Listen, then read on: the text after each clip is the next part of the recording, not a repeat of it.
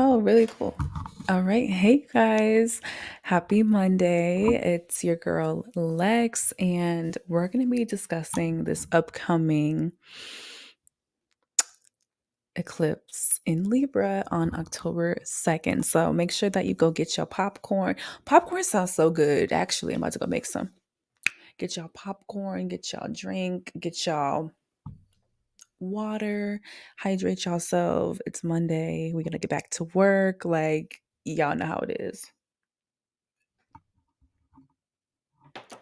But comment down below if you guys are cool, if you guys are good. Um, wow, it's 444. Um, yeah, let me know. Let me know how y'all are doing. Please let me know if y'all are good. Like the hurricanes have just been coming in and absolutely wrecking things. Like, please let me know if you're okay, if you've been affected or any family that been affected by the hurricanes. I hate this type of season. Like, hurricane season is always just not tea. So anybody that is in North Carolina, please, prayers up to y'all. Please let me know if y'all are okay. Um, yeah, it's just crazy times. Um, but I hope that things get better for you guys. And yeah. Whoa, that's so interesting. Okay, so we're gonna have an upcoming eclipse in Libra on October 2nd. And this eclipse is really about, so I was doing some thinking and some digging and some, you know, journaling. And, this is reminiscent of the eclipse that we had last October in 2023. So think back to that time, though, that was a common theme around that time, to just give you some nuance and some understanding about the cycles that we are entering a new phase into that story that we were experiencing around that time. So think back to that time. Like for me, I just was getting out of a breakup with my partner, and it was like one of many, but this one was like really like this breakup that we had, it really was like setting the foundation of the dissemination of the relationship moving forward. Like that was the really like the moment where I really felt like just like loss of hope. And I really should have just like cut ties then and took the necessary time. But because I was so anxiously attached and I just did not want to let go of this person, I continued to fight for the relationship and I didn't give myself enough time to really process my feelings, and I just kind of buried them, and I ended up fucking up my relationship. And around that time too, I was starting a new job. So now these themes around relationships, around the people who mirror ourselves back to us are being replayed, and almost getting like a sense of justice because Libra rules the scales. Libra wants to balance things. Libra wants things to be fair and it wants to be just, right? So there is this kind of like, the world card energy, like coming back and like revisiting a cycle, almost like this reconciliation energy. But I'm not saying that this necessarily has to involve any type of reconciliation or of any sort, especially if, depending on where this eclipse is going to be in your chart. Um, but yeah, just really like having a moment to be like, well, this is the new slate that I'm placing for myself as it pertains to this story. Like now looking back, it's like, wow, it's been a whole year since like that moment. Like we've been broken up, like officially been broken up for like, I don't even know, like 7-8 months maybe, or something like that. So crazy how time flies. But yeah, at that time I was just so like I didn't want to let go of this person, right? And now, of course I still have love for this person. Of course I still care for this person, but I know that, sometimes with life you just have to let people go. Then you have to move forward and you have to move on, and not having this anxious attachment style to things, to people, to situations, to circumstances, to, versions of ourselves that are no longer there, like trying to desperately hold on and cling on to this thing that gives us this self-assurance and this validation that we need to make ourselves feel better about ourselves. But knowing that you yourself are whole, just being you, just, you know, your mere existence is enough. That you don't have to go out into the world and, find that validation and be like, oh, and, have that reflected to you, and to be enough, to be validated, because oftentimes, Libra can also be a mirror to us, to what we can show of ourselves. Like, you know that's why people, love Libra energy, because they're charming and, they're endearing and they're sociable, but really they're just reflecting aspects of yourself back at you. Like, that's why Libra can kind of exist in a space, and because they can mimic the um the energy of the environments that they're in. So they're kind of like this chameleon in a sense. And that's one thing I really do like about Libra, is that they know, they're very intuitive. Like, they know when to, like, bring up the theatrics, they know when to, like, put on the show, but they also know when to, like, you know if you're feeling moody, they know how to match that. Like, they're really good at, like, matching energy, and they're almost like, oop, you can't catch them. Like, oop, they're over here. Like, I like, I like that side of Libra. So, um, we're going to have. It's just so crazy because I'm looking at this chart, and a lot of these placements are at the 11th degree, which will break down to, um, what it break down to two? Which is about, like, that's the Cancer degree, that's like emotions, home. So, I mean, not even mentioning that we have this, like, grand trine going on with this Saturn and Pisces and this Venus and Virgo. I mean, sorry, this Venus and Scorpio, and we're gonna have the Cancer Mars. So it's a very heightened time of, like, we're feeling a lot of things. We're feeling everything all at the same time, but we're also having to rehash things with relationships. And relationships doesn't always have to just negate to relate to romantic relationships. This can also expand about just like the relationships that we have with our networks, with our business partners, with our professors, with our students, with our friends, with the people who work for us, the people who we work for. Um, so having to rehash anything that's been murky behind the scenes, that's been kind of bubbling underneath the surface, that is about to come up in a way that we have to take action on, and that we have to use this moment to instill real change, to instill justice, not only for ourselves, so that we can be sound humans, we can be sound individuals, so that we can spread that soundness and have this wholeness, and we can experience that externally, right? Because a lot of the time we are who we attract, and we can point the finger and be like, oh, well, this person, they hurt me, and this person is a narcissist, and, this person saw me when I was low, and this and that. But it's like, also, you have a part to play in your own suffering. You have a part to play into the people who you choose to be around, who you intentionally choose to be around. Even the people who make you feel a little bit insecure about yourself, you make the necessary choice to have that person around. So don't be surprised when they betray you, because you knew that they weren't a good person. You knew that this person was there for a fun time, not a long time. You knew that this person had cracks in their moral code, but you chose to be around them, right? And there's nothing that you have to, wear this shame and wear this regret and wear this guilt on you, but taking that ownership, like making just decisions for yourself, like balancing out the decisions that you're going to make for your best good. Like, think of you, this energy is like you are in the court. You are in the court, and the jury is all versions of you.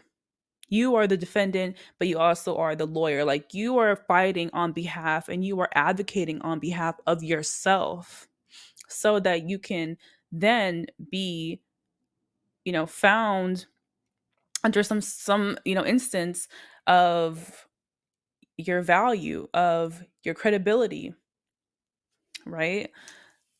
It's about making those necessary decisions, knowing when to cut somebody off, knowing when, okay, I felt really sad about this moment. I felt really bad about this opportunity that I didn't get, but I'm still going to move forward.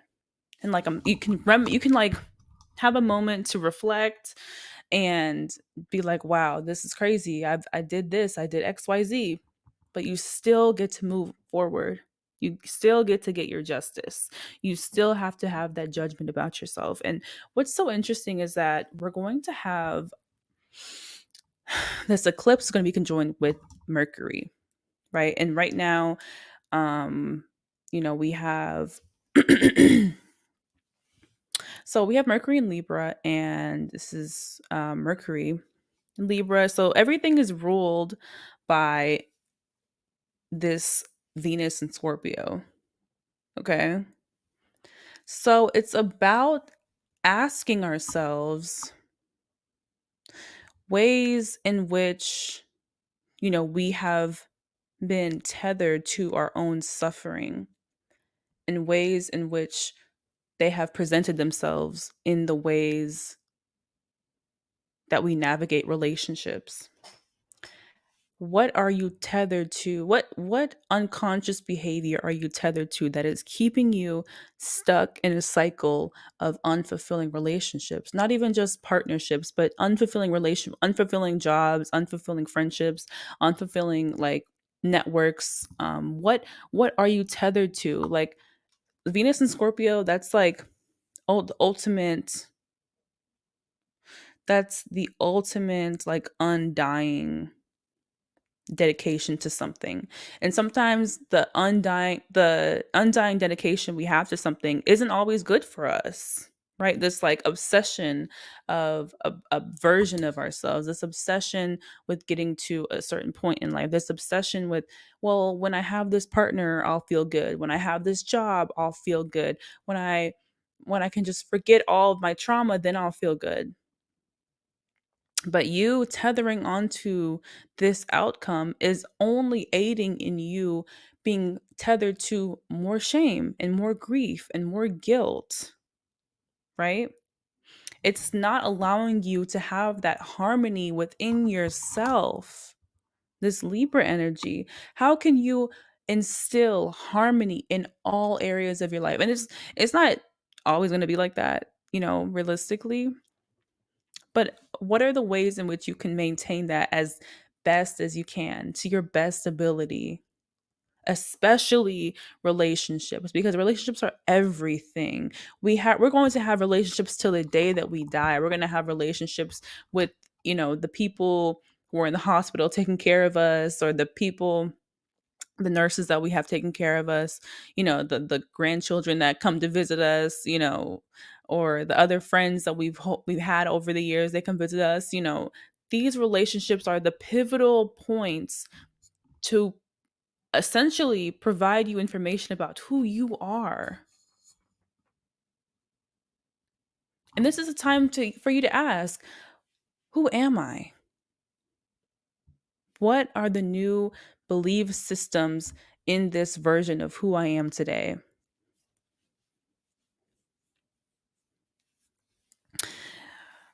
That's the question.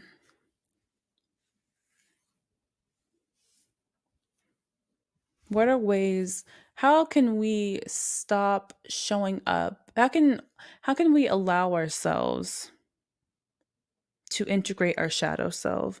Like Venus and Scorpio is like ultimate, like this is somebody who isn't scared to speak about the taboo. This isn't somebody who isn't scared of going into the depths of their psyche, going into the depths of their trauma, not running from it, but getting curious about it, asking the why, asking, those questions that maybe other people are scared to ask, but you have the ability to ask yourself, why do you do the things that you do? Why do you want the people that you want? Why do you want to tether yourself to an undesirable feeling, to an undesirable person? Why? And what makes this even more interesting is that this energy is also connected to the south node in Libra. So there is like this major purging energy that is going to be going on around relationships, around our emotions and how they are playing into these relationships and the foundation that we are putting into these relationships, right? And how we are, you know, processing processing our emotions with that, with the Mercury conjoined to the moon.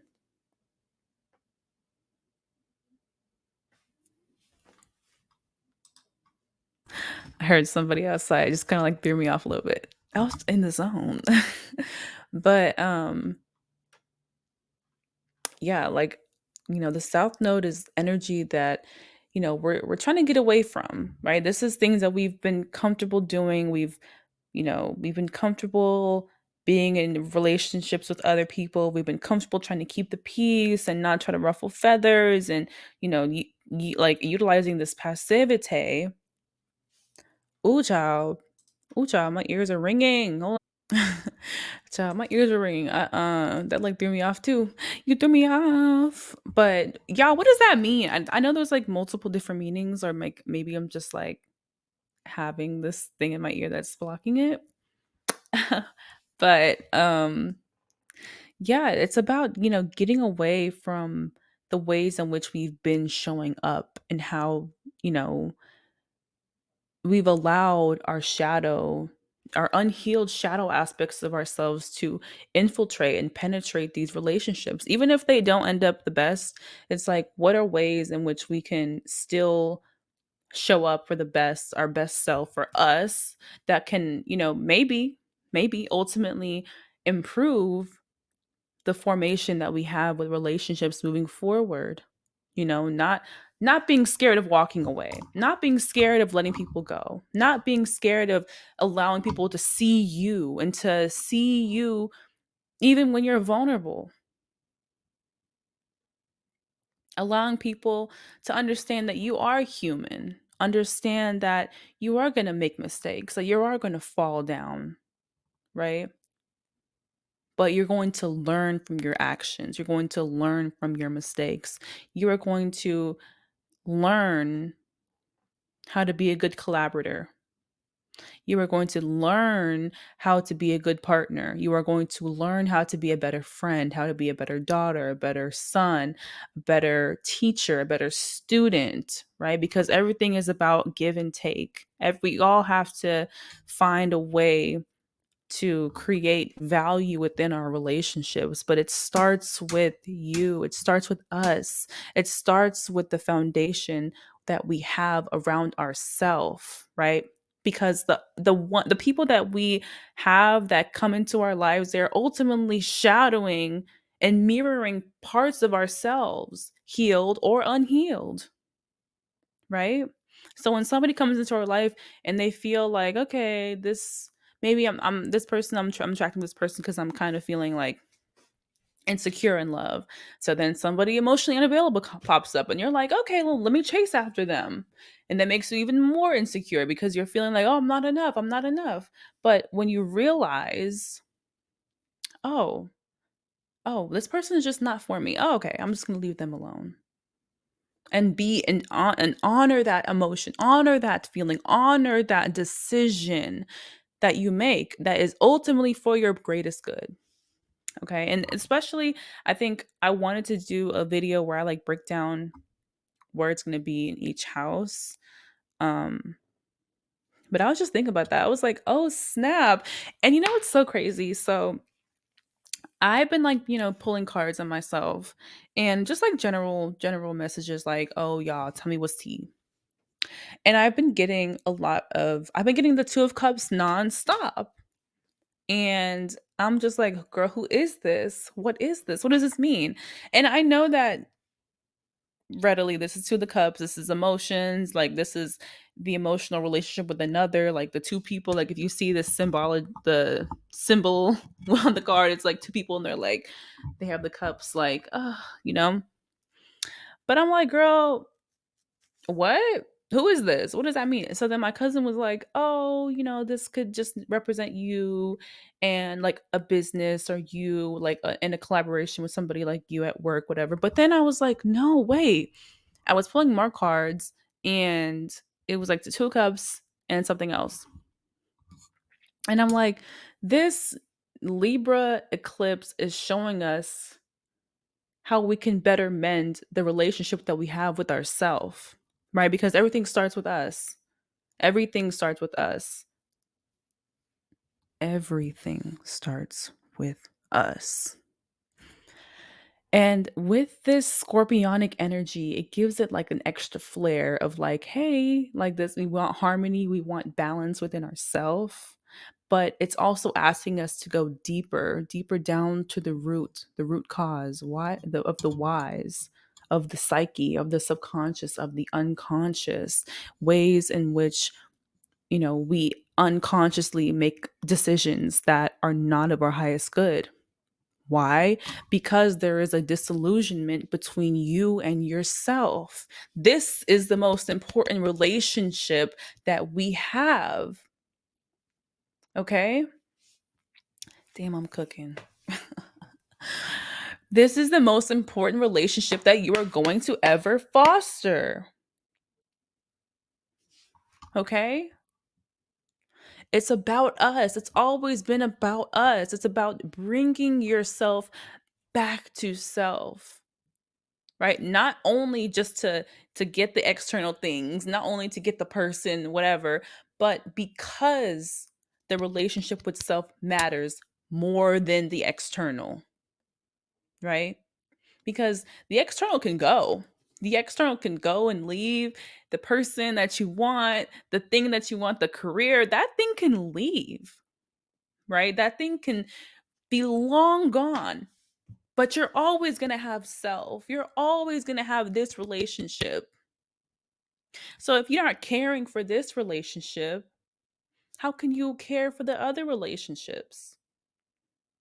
You can't. You absolutely cannot. It's about taking ownership of our emotions, of our thoughts, taking ownership of who we are, our ego, our self. How have we acted in the past that went against our highest knowledge, our highest self, to appease the flesh, to appease the ego? Sun conjoined to the south node. And, it's going to be squaring Mars in Cancer. So there's going to be a lot of reckoning. There's going to be a lot of tension of, you know, the sun like wants to shine, but then Mars wants to fight, wants to, you know, it wants to be motivated, it wants to show off, it wants to, instill that comfortability because it's Mars and Cancer. Like I want to feel good. I want to fight for something. I want to fight for my family. I want to fight for that good feeling, but it's blocking into who we are, who we have to become. So this feeling is arising to make it uncomfortable to really reckon with this new version of us, this new version that we've been, trying to cling on to old parts of us, like the Libra, like, okay, I'm gonna leave the door open for this potential. But no, we have to completely tune out the things that are not aligning with who we are today, right? Don't be scared to cut somebody off. Don't be scared to be alone for a minute. Don't be scared to, do something different. Switch up your routine. Be a little bit unconventional. Be a little bit unpredictable, right? But always come back to self preservation.